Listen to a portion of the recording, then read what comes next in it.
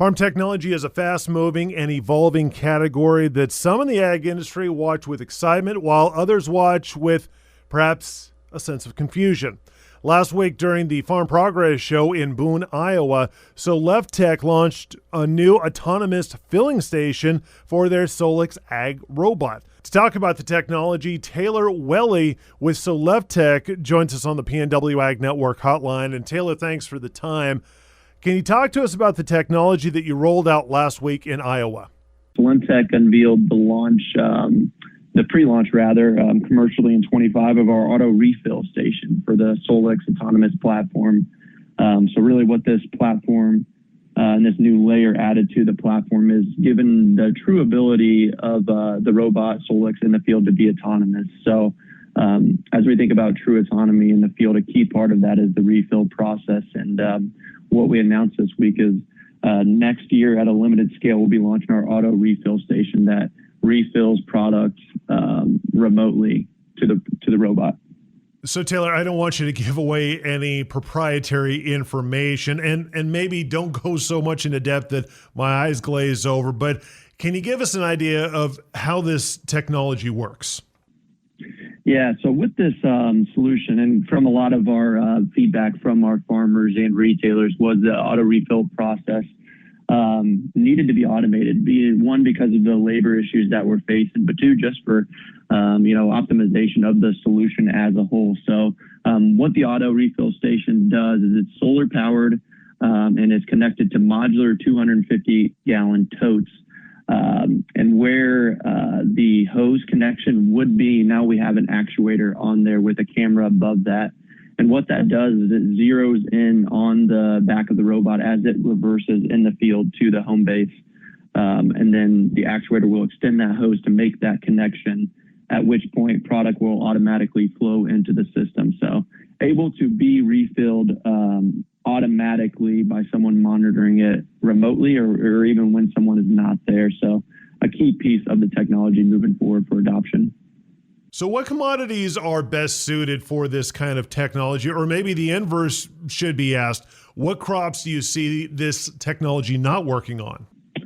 So some of the main crop types that the platform is being utilized on currently is in the Midwest. So Indiana, Illinois are some of the main areas where the product is being used. The crops there are corn and soybeans. But in addition to that, we're also using and selling the product to Canada and wheat, as well as in Brazil and crops such as sugarcane and cotton.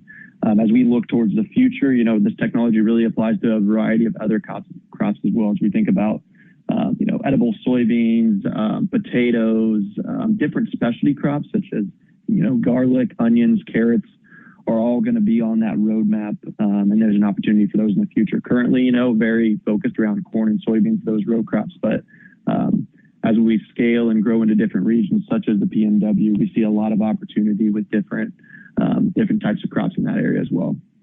Taylor, you mentioned potatoes, wheat, a lot of other crops we have here in the Northwest. So I guess the question is, are you going to be moving out west? Yes, absolutely. Over the coming years, we are expanding into, really in 25, rather, we're scaling into Iowa, Minnesota, and Kansas. And then from there, going into 2026, we're really going to look to broadly expand across the United States. And so at that point is really where it will be commercially available in areas such as, Washington, Oregon, Idaho, California, and such. I would guess moving out west, there could be some challenges just because of our topography and our geography. It's very different than what you see in the Midwest. So what sort of challenges are you anticipating by coming out west?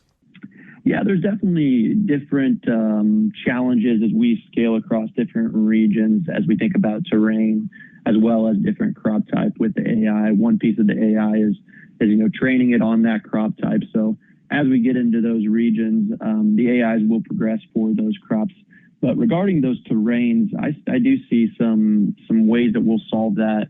And really, right now we're in our second commercial year with Solix and focused really around the Midwest. We are having them utilized in southern Indiana, south or northwest Illinois, where there's rougher terrains. But Really as we get into areas that may be rougher like that, we're going to have different models that match those areas. So, we even envision, potentially having 4-wheel drive for certain regions and things like that. I kind of like to compare it to, your first tractor, you really had one style of it. But this is a technology that's going to really have different models for different areas over time. Taylor, this seems like this could be a great tool for growers across the Northwest, across the country moving forward. We're really focused around the application piece and optimizing chemicals for savings for the grower, also better weed control.